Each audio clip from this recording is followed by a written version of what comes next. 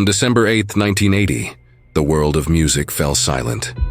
Outside the Dakota Building in New York City, John Lennon, former Beatle and peace activist, was shot 4 times. The killer was not a stranger in the shadows, but a fan, a man who claimed voices and a book had commanded him to kill. His name was Mark David Chapman. On the surface, he seemed ordinary.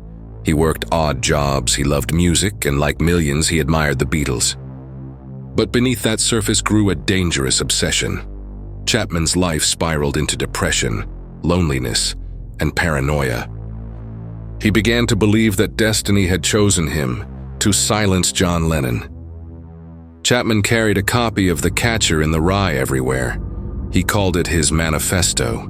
He believed the book's main character, Holden Caulfield, was speaking directly to him. Chapman later said the novel demanded a sacrifice, that he had to kill a phony to make the world pure again. On that cold December evening, Chapman waited outside the Dakota Building for hours.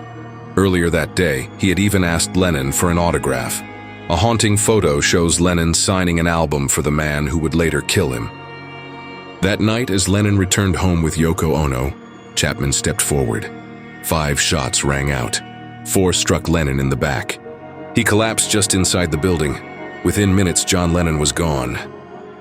But instead of fleeing, Chapman calmly sat on the curb and opened his copy of The Catcher in the Rye. When police arrived, he said, "This is my statement." The world was shocked. Fans gathered outside the Dakota, lighting candles and singing Lennon's songs through the night. In court, Chapman pleaded guilty to murder. He was sentenced to 20 years to life in prison, where he remains to this day. Over the years, Chapman admitted he still hears voices, and he has been denied parole multiple times.